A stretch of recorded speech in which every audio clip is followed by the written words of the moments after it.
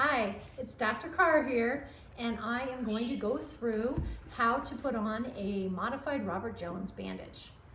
And I'm going to start by showing you the supplies that I've gathered. I have a tongue depressor, I have some cast padding, I have some vet wrap, I have some umbilical tape, 1 inch, and I have some conform gauze or roll gauze.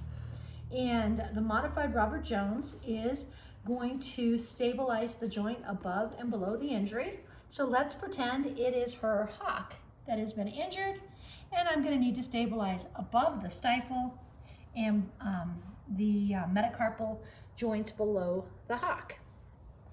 So the first thing I do is make my stirrups. And the stirrups are going to be the holding layer of this bandage to prevent it from falling off.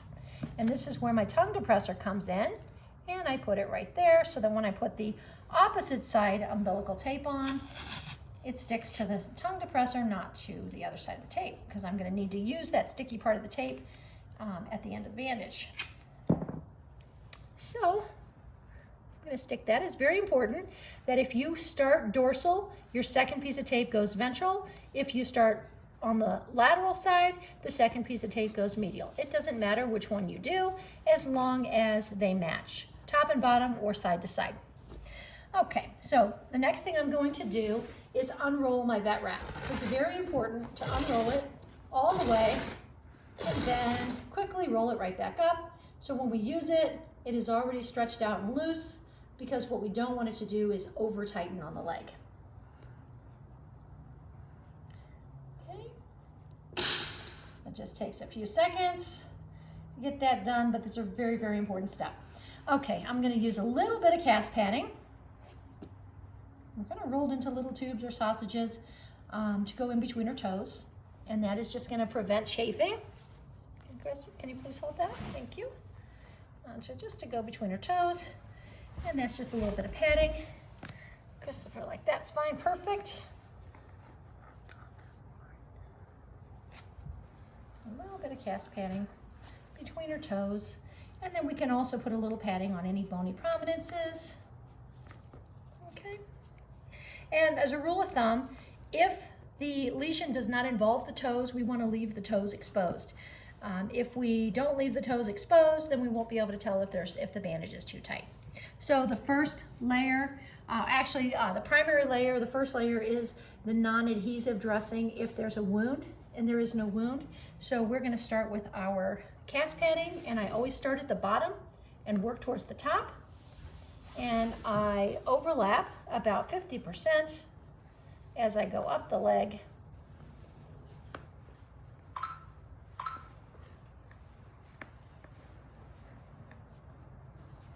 And remember, we're going to try to go all the way above the stifle. So just hold just like that. Thank you. 50% all the way up.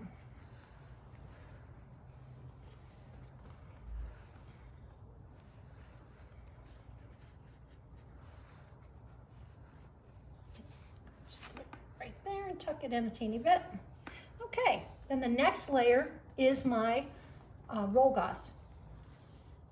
I'm also going to start at the bottom or distal and work my way proximal. 50% coverage all the way up the leg.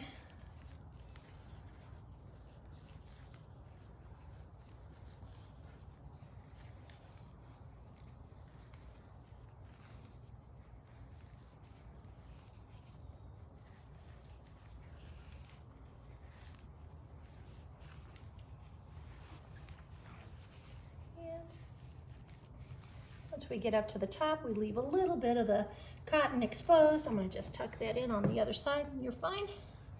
Okay, and then the next step is our stirrups. So we undo our stirrups from our tongue depressor, and we turn them around so that the sticky side sticks to the bandage. And this is going to prevent this layer from falling off.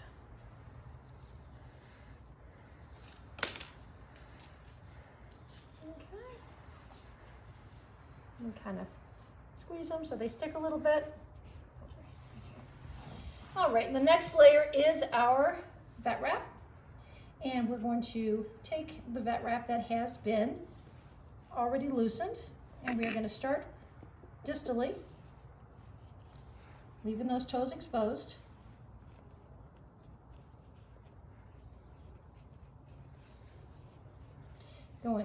Covering about 50% all the way up the leg.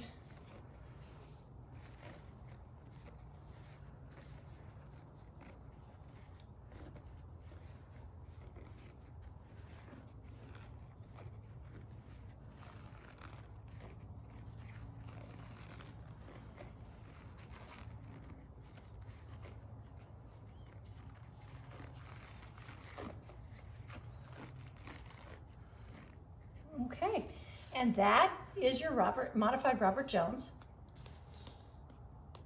bandage. And that's it.